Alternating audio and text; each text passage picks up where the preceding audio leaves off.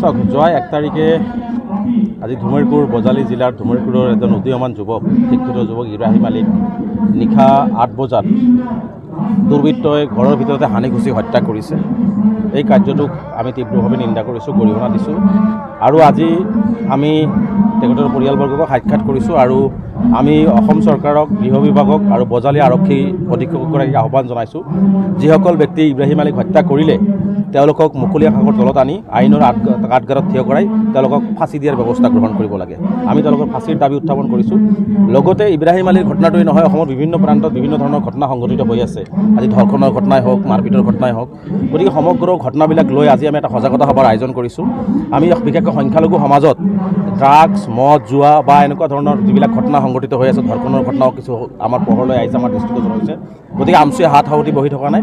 আমচুৱে সদায় সমাজখন শুদ্ধ কৰাৰ কাৰণে, সমাজখন ভাল কৰাৰ কাৰণে, সকলো জাতি জনগোষ্ঠীৰ লগত ঐক্যবদ্ধভাৱে সমাজখন আগুৱাই লৈ যোৱাৰ কাৰণে আমচুৱে আপ্ৰাণ চেষ্টা অব্যাহত ৰাখিছে। গতিকে সংখ্যালঘু সমাজৰ যিখিনি ভুল ত্ৰুটি ৰৈ গৈছে বা সংখ্যালঘু সমাজত যিখিনি অপৰাধ প্ৰৱণতা বৃদ্ধি পাইছে, সেইখিনি কেনেকৈ ৰোধ কৰিব পৰা যায় তাৰ কাৰণে আমি বৃহৎ পৰিমাণৰ ৰাইজক আজি আহ্বান জনাইছোঁ। ৰাইজক স্বতঃস্ফূৰ্তভাৱে ওলাই আহিছে।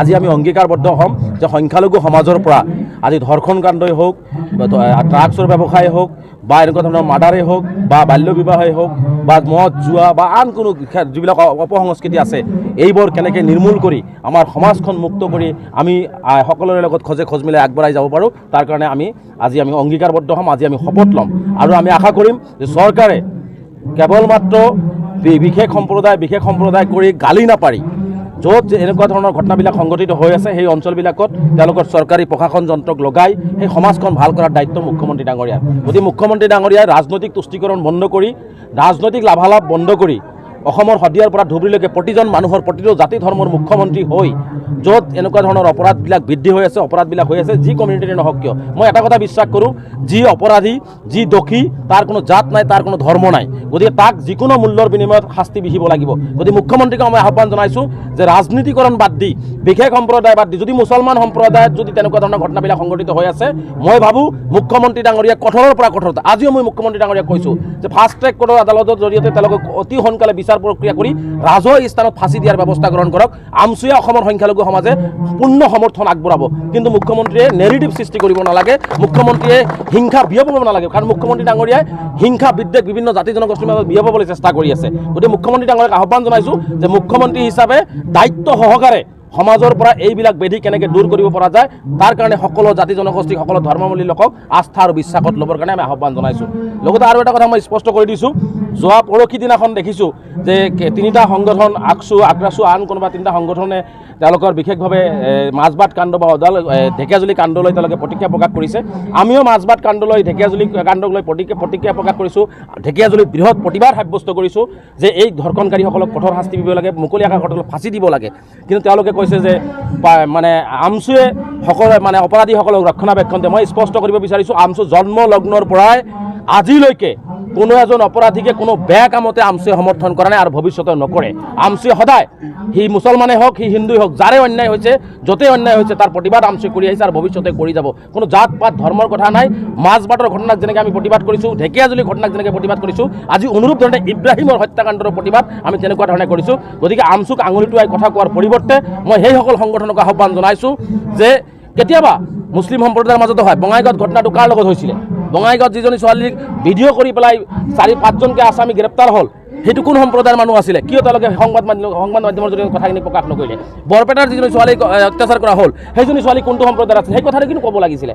আজি কোকৰাঝাৰৰ যিটো ভূমি বিবাদ কেন্দ্ৰ আছিলে, য'ত অৰূপ কুমাৰ দে গুজৰাট বংশী আৰু মুছলমান সম্প্ৰদায়ৰ মাজত এটা সংঘাত সৃষ্টি কৰিব বিচাৰিছিলে, সেইটো কি ঘটনা আছিলে? গতিকে মই ভাবোঁ প্ৰতিটো ঘটনা যিবিলাক অপৰাধী হিচাপে চাব লাগে, অপৰাধ হিচাপে চাব লাগে, ইয়াত জাতি ধৰ্ম হিচাপে চাব নালাগে। মই সেইকাৰণে কৈছোঁ যে আজি গোৰ্খা ছাত্ৰ সন্থাই হওক, আক্ৰাচুৱে হওক, আছুৱে হওক, সকলো দল সংগঠনকে মই বিনম্ৰতাৰে আহ্বান জনাইছোঁ, যদি কোনো মানুহে অপৰাধ কৰে আমি সকলোৱে যদি ঐক্যবদ্ধভাৱে থিয় দিওঁ তেতিয়াহ'লে অপৰাধ দূৰ কৰিব পাৰিম, আৰু যদি সকলোৱে ঐক্যবদ্ধভাৱে থিয় নিদিওঁ তেনেহ'লে কিন্তু অপৰাধ দূৰ কৰা সম্ভৱ নহয়। এই ক্ষেত্ৰত মই সংবাদ মাধ্যমৰো ধন্যবাদ জনাইছোঁ। সংবাদ মাধ্যমে কিন্তু বলিষ্ঠ ভূমিকা লৈছে এই অপৰাধ প্ৰৱণতা দূৰ কৰাৰ ক্ষেত্ৰত। গতিকে সংবাদ মাধ্যমক আৰু অধিক বলিষ্ঠ পদক্ষেপ ল'বৰ কাৰণে আৰু আমাকো সহযোগ কৰিবৰ কাৰণে আহ্বান জনাইছোঁ। মুখ্যমন্ত্ৰী ডাঙৰীয়া সততে কৈ পৰে আইন শৃংখলা আগতকৈ ভাল হৈছে, এই ক্ষেত্ৰত কি ক'ব? চাওক, আইন শৃংখলা আগতকৈ কোনো ধৰণৰ ভাল হোৱা নাই। ভাল যদি হ'লহেঁতেন মাজবাটৰ ঘটনা কিয় সংঘটিত হ'ল, ঢেকীয়াজুলি ঘটনা কিয় সংঘটিত হ'ল, বঙাইগাঁৱত 5জন ল'ৰাই এজন ছোৱালীক উলংঘ কৰি ভিডিঅ' বনোৱাৰ ঘটনা কিয় হ'ল? বৰপেটাত ছোৱালী এজনীক ওপৰত অত্যাচাৰ কিয় হ'ল?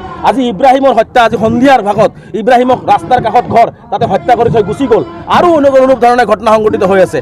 গতিকে সম্পূৰ্ণভাৱে গৃহ বিভাগৰ মুখ্যমন্ত্ৰীয়ে আইন শৃংখলা ৰক্ষা কৰাত ব্যৰ্থ হৈছে। পুলিচৰ চ'ৰ্চ কমি গৈছে, পুলিচ লেহেমীয়া হৈছে।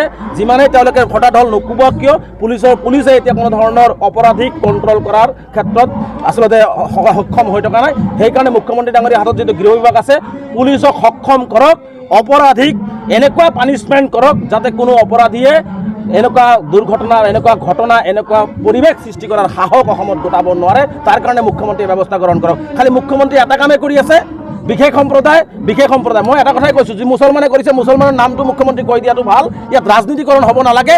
অপৰাধীক ধৰি অপৰাধমুক্ত এখন সমাজ কৰিব লাগে। অনুৰূপভাৱে কিন্তু ৰাজাঘাটতো ছেম ঘটনা হৈছিল, ডকাইতি কাণ্ড সংঘটিত হৈছিল। আজি সজাগতা অনুষ্ঠিত কৰিছে, কিবা মেমৰেণ্ডাম দিব নেকি? চাওক, আমি অহাকালি আমাৰ জিলাৰ কেন্দ্ৰীয় বিষয়ববীয়াসকল বজালী জিলাৰ আৰক্ষী অধীক্ষক আৰু জিলা উপায়ুক্তক সাক্ষাৎ কৰিব। তেওঁলোকে এখন স্মাৰক পত্ৰ প্ৰদান কৰিব যে বজালী জিলাত আইন শৃংখলাজনিত সমস্যা হৈছে আৰু বিশেষকৈ এই অঞ্চলবিলাকত ড্ৰাগছৰ বেছি পয়ভৰ হৈছে, ড্ৰাগছ ব্যৱসায় বৃদ্ধি পাইছে। গতিকে এইটো কেনেকৈ কণ্ট্ৰল কৰিব পৰা যায়, কঠোৰ ব্যৱস্থা তেওঁলোকৰ বিৰুদ্ধে কেনেকৈ ল'ব পৰা যায়, তাৰ কাৰণে বজালী আৰক্ষী অধীক্ষকসকলে জিলা আয়ুক্তক সাক্ষাৎ কৰিব। আৰু আমিও এই সংখ্যালঘু অঞ্চলবিলাকতো যিখিনি অপৰাধ প্ৰৱণতা বৃদ্ধি পাইছে, এইখিনিৰ কাৰণে আমি DGP মহোদয়ক, আমি অসমৰ মুখ্যমন্ত্ৰীক আমি লিখিতভাৱে অৱগত কৰিম, যাতে এই আমাৰ সমাজখন যাতে মুক্ত হয়। আৰু মই সংখ্যালঘু সমাজক বিনম্ৰতাৰে আহ্বান জনাইছোঁ, আহক আমি সকলোৱে মিলিজুলি আমি আনক কোৱাৰ আগতেই নিজৰ মাজত যিখিনি ভুল ত্ৰুটি হৈ আছে, নিজৰ মাজত আমাৰ যিসকল কুলংগাৰ সংখ্যালঘু সমাজৰ, কাৰণ গোটেই সংখ্যালঘু সমাজ কিন্তু জগৰীয়া নহয়, গোটেই মুছলমান কিন্তু জগৰীয়া নহয়। 2-4জন পাখণ্ড যুৱকৰ কাৰণে গোটেই সংখ্যালঘু সমাজ যে লজ্জানত হ'ব লগা হৈছে, তাৰ কাৰণে সজাগতা সভা আয়োজন কৰি ৰাইজক সজাগ কৰি আছোঁ যে 4-5জন পাখণ্ড যুৱকক প্ৰয়োজনত আমি সমাজচ্যুত কৰি হ'লেও